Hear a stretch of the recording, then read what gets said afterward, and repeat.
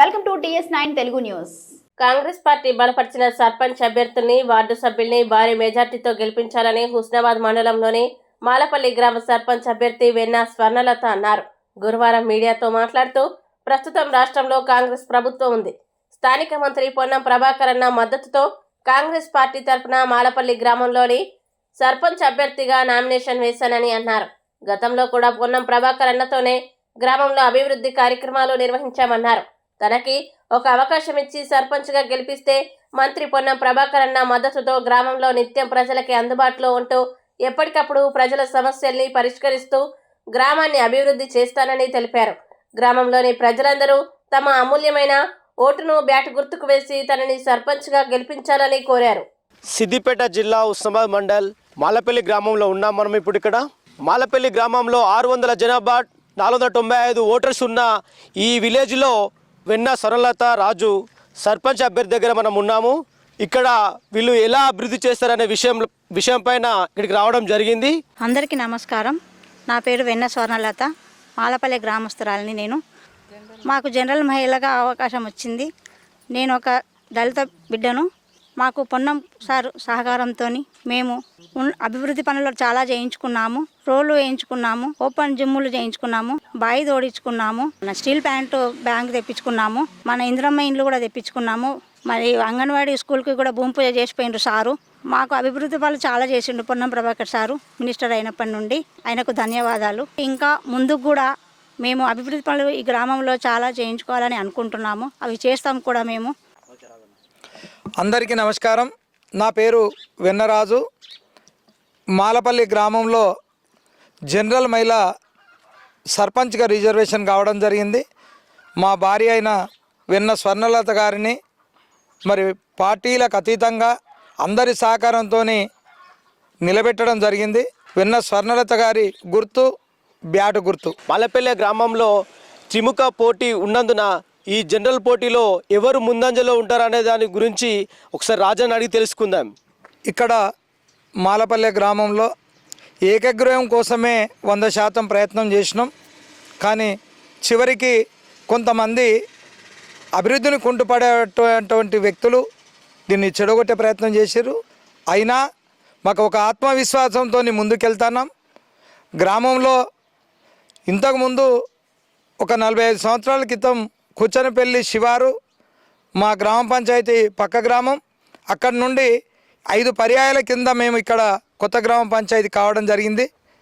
అప్పటి నుండి అప్పుడున్నటువంటి అభివృద్ధి ఉంది, కానీ ఈ మధ్యకాలంలో అభివృద్ధి కుంటుపడింది. ఈ ముగ్గురిలో మేము స్థానికంగా ఉండి గతంలో ఇందిరమ్మ ఇండ్లు కానీ, ప్రవీణ్ రెడ్డి గారు వచ్చినప్పుడు ఇందిరమ్మ ఇండ్లు కానీ, 1982లో మా నాన్నగారైన వెన్న నరసయ్య గారు తీసుకొచ్చిన 83 ఇండ్లు కానీ గ్రామం పెద్దల సహకారంతో అవే తప్ప ఈ మధ్యకాలంలో వచ్చినటువంటి సందర్భాలు లేవు. ఈ మధ్యకాలంలో పొన్నం ప్రభాకర్ గారు ఎంపీగా ఉన్నప్పుడు ఈ గ్రామానికి కరీంనగర్ ఉమ్మడి జిల్లాలోనే మరి స్పోర్ట్స్ బిల్డింగ్ను మంజూరు చేసినటువంటి ఘనత పొన్నం ప్రభాకర్ గారిది. మరి క్రీడాకారులు రాష్ట్ర స్థాయికి ఆడినటువంటి వాళ్ళు ఆడపిల్లలు మగోళ్ళు ఒక 12 మంది ఈ గ్రామంలో ఉన్నారు. అదేవిధంగా మొట్టమొదటి మాలపల్లెకు సీసీ రోడ్డు గ్రామ పంచాయతీ పక్క నుండి గీకురు కనికే ఇంటి వరకు కూడా ఏపించినటువంటి ఘనత మరి అది పొన్నం ప్రభాకర్ గారు ఎంపీగా ఉన్నప్పుడే జరిగింది. ఆ తర్వాత కాలంలో పార్టీలు ఇవి వచ్చినా మా వంతు సహకారం గ్రామానికి అంత్యోదయ కార్డులు కానీ, ఆరోగ్యశ్రీ కార్డులు కానీ, ఏ కుటుంబానికి ఏ కార్యక్రమాలు ఉన్నా, ఏ ఆపద ఉన్నా వెన్నరాజుగా సోషల్ వర్కర్గా కాంగ్రెస్ పార్టీ వ్యక్తిగా సాధ్యమైనంత వరకు సహాయ సహకారాలు అందిస్తూ ఈ గ్రామంలో పుట్టిన వ్యక్తిగా నేను ఈ కార్యక్రమాలు చేయడం జరుగుతూ ఉంది. అదేవిధంగా ఈరోజు పోటీలో ఉన్నటువంటి వ్యక్తి మాలపల్లిలో జీవనం కొనసాగిస్తున్నటువంటి వ్యక్తి కాదు, చిత్తారి గౌతమి వెన్న స్వర్ణలత మీద పోటీ చేసేటువంటి వ్యక్తి. వారి ప్రాపరు ఉస్నాబాద్, వాళ్ళు ఉండేది సిద్దిపేటల, వారు నౌకరు చేసేది ఓ దగ్గర. పొన్నం ప్రభాకర్ గారి అడుగుజాడల్లో నడుస్తూ గ్రామ అభివృద్ధిని నిత్యం కాంక్షించే వ్యక్తిగా అంబేద్కర్ భావజాలంతో ముందుకు వెళ్తున్నటువంటి నాకు ఒకసారి అవకాశం కల్పించాలని అందరినీ కూడా కోరుతా ఉన్నా. అందరి మద్దతు కూడా మాకు ఉంది. పనులు చేస్తాడు అనేటువంటి గొప్ప నమ్మకంతో మా మాలపల్లెలో ఉన్న ఓటర్స్ అందరూ కూడా మా వైపున తొంగి చూస్తారు. వాళ్ళ నమ్మకాన్ని నిలబెట్టడం కోసం కూడా నేను పనులు చేయడానికి ఉన్నా. మరి మంత్రి గారు కూడా ఒక గొప్ప భరోసా ఇవ్వడం జరిగింది. మంత్రి గారు గెలిచిన ఈ 2 సంవత్సరాల కాలంలో కూడా అతివేగంగా పనులు ఈ మాలపల్లెకు జరుగుతూ ఉన్నాయి. ఒక 60 లక్షల రూపాయలను చిన్న పల్లెకు కూడా ఇప్పటి వరకు తీసుకురావడం జరిగింది.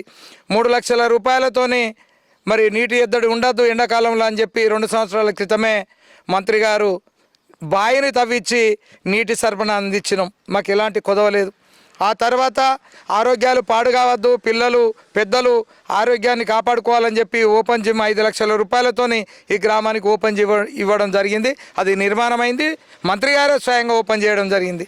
ఆ తర్వాత 80 మీటర్లతోని 240 మీటర్ల రోడ్లు 3 గల్లీలల్లో 3 రోడ్లు సీసీ రోడ్లు మరి మంత్రి గారి సహకారంతో మరి కార్యకర్తలతోని పార్టీ నాయకులతోని కలుపుకొని ఇక్కడ ఈ పనులు చేసినటువంటి ఘనత కూడా మరి కాంగ్రెస్ పార్టీది, ప్రధానంగా మంత్రి పొన్నం ప్రభాకర్ గారిది.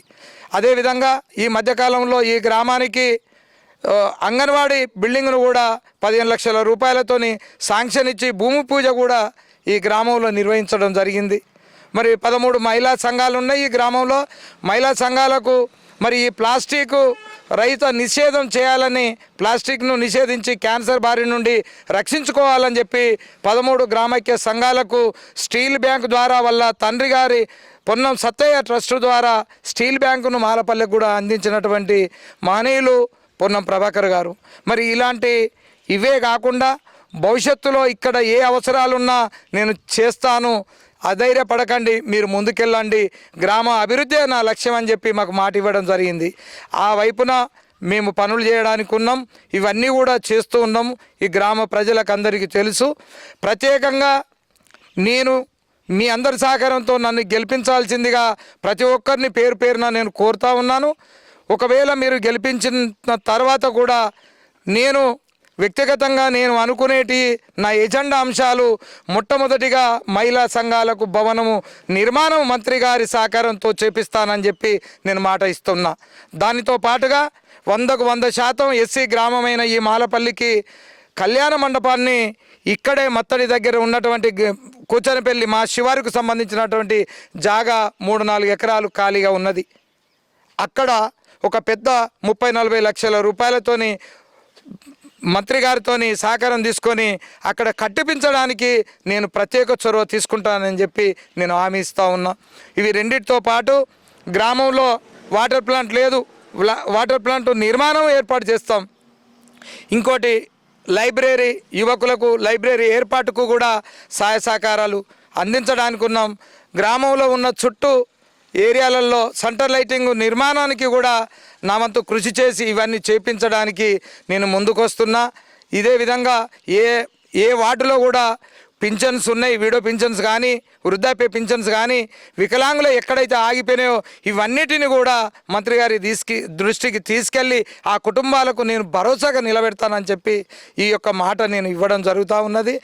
ఊర్లో రోడ్లు, డ్రైనేజీలు పూర్తి స్థాయిలో కంప్లీట్ చేసి ఒక చురుకైన పనులు చేసేటువంటి వ్యక్తిగా ఒక మంత్రి గారు ముందుకొచ్చడం మా అందరి అదృష్టంగా భావిస్తూ నేను కూడా ఈ 24 గంటలలో ఒక 13 గంటలు గ్రామానికి పనిచేయడానికి నా శక్తి వంచనకు మించి కూడా నేను చేస్తానని నమ్మకం ఇస్తూ, అదేవిధంగా బతుకమ్మ ఘాటును ఒక పెద్దగా సీసీ రోడ్డు పోసి బతుకమ్మను ఆడుకునేటువంటి ఆడపడుచులకు కూడా ఒక ప్రత్యేకంగా ఆ ఏర్పాటు చేస్తానని చెప్పి నేను కూడా ఈ వేదిక ద్వారా కూడా మీ అందరికీ కూడా మనస్ఫూర్తిగా నేను మాట ఇస్తున్నా. ఇది నా వల్ల అయ్యే పనులు కాదని మీరు అనుకోవచ్చు, కానీ మంత్రి గారి స్పెషల్ నిధుల నుండి ఇప్పించడానికి, తనను ఎంబడి ఉండి చేపించుకోవడానికి ఆ దమ్ము ధైర్యం నాకు ఉంది. నాకు ఆ హామీ ఇచ్చిండు కాబట్టి ఆ భరోసాతోనే ఇలా మీ ముందుకు ఈ మాట ఇస్తున్నాను తెలియజేసుకుంటూ, స్థానికంగా నేను ఉండే వ్యక్తిని.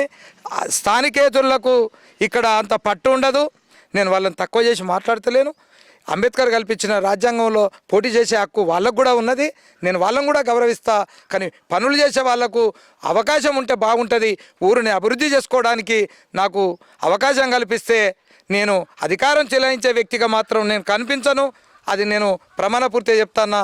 ఈ గ్రామానికి సేవకుడుగా పనిచేస్తానని చెప్పి మనస్ఫూర్తిగా తెలియజేసుకుంటూ, ప్రతి ఒక్కరూ నన్ను ఆశీర్వదించి వెన్న స్వర్ణలత గారి బ్యాటు గుర్తుకు మీరు ఓటు వేసి నిలబెట్టి గౌరవాన్ని నిలబెట్టి అభివృద్ధిని కోరుకుంటారని చెప్పి మరొక్కసారి తెలియజేసుకుంటూ నమస్కారం తెలియజేసుకుంటున్నా.